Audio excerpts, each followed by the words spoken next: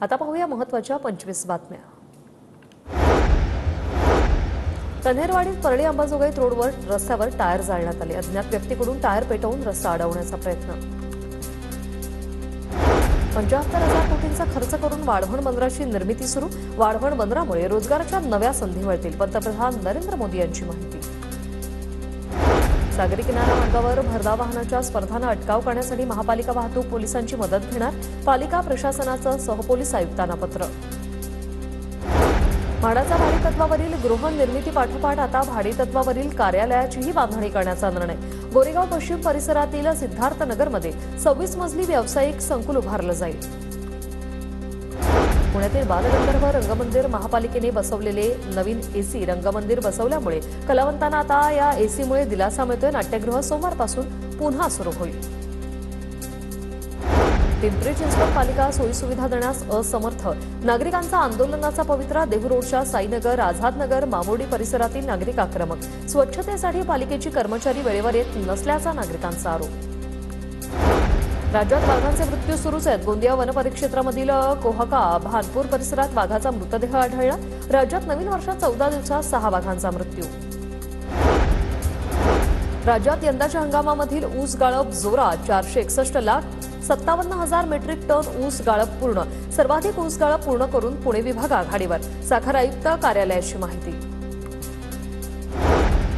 वर्षाचे निव्वळ प्रत्यक्ष कर संकलन वार्षिक तुलनेत 15.88% वाढून 16.90 लाख कोटी रुपयांवर। केंद्रीय अर्थ मंत्रालयाकडून आकडेवारी जाहीर।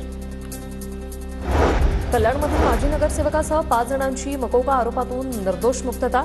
व्यापाऱ्यावर हल्ला केल्याचा झाला होता आरोप। पोलिसांच्या तपासातील त्रुटींमुळे आरोपींची निर्दोष मुक्तता। कल्याणमध्ये वाहतूक समस्यांवर ठाकरे गटाचा आक्रमक पवित्रा। वाहतूक कोंडीसह प्रवाशांच्या विविध समस्यांसंदर्भात उपप्रादेशिक विभागाला निवेदन। वेळेत समस्या न सोडवल्यास उग्र आंदोलनाचा ठाकरे गटाचा इशारा। उल्हासनगरमध्ये मध्यरात्री 2 दुकानात चोरी। चोरटे सीसीटीव्हीत कैद। 14,000ची रोकड लंपास। डोंबिवलीतील कोळेगाव परिसरात बेकायदेशीरपणे वास्तव्य करत असलेल्या 3 बांगलादेशी महिलांना अटक। भारतात राहण्यासाठी आवश्यक वैध कागदपत्र नसल्याचे उघड। मानपाडा पोलिसांचा तपास सुरू। शहापुरात राष्ट्रीय रस्ता सुरक्षा सप्ताह उत्साहात संपन्न।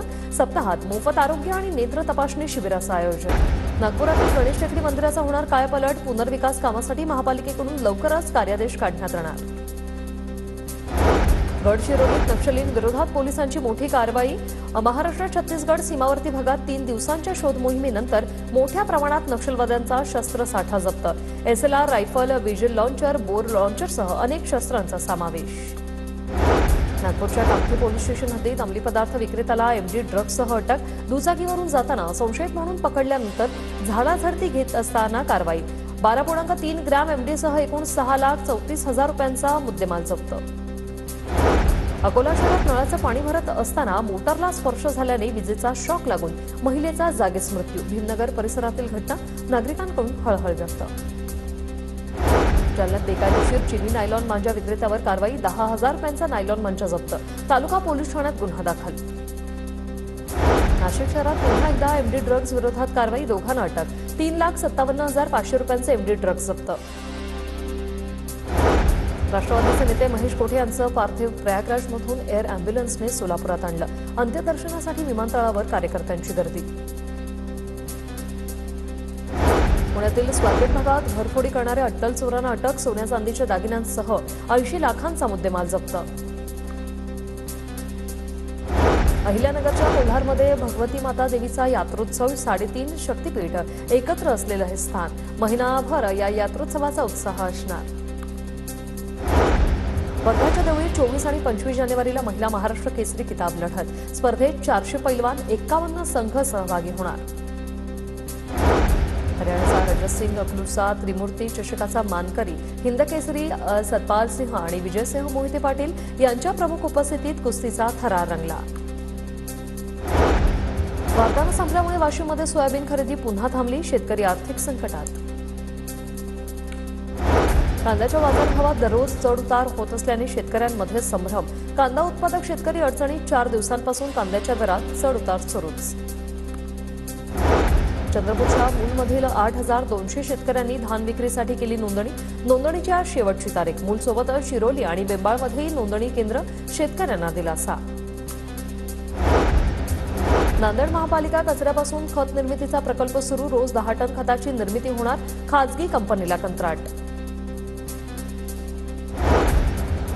सांगलीच्या चिकुडे वारणा नदीत मळी मिश्रित पाण्यामुळे हजारो माशांचा मृत्यू.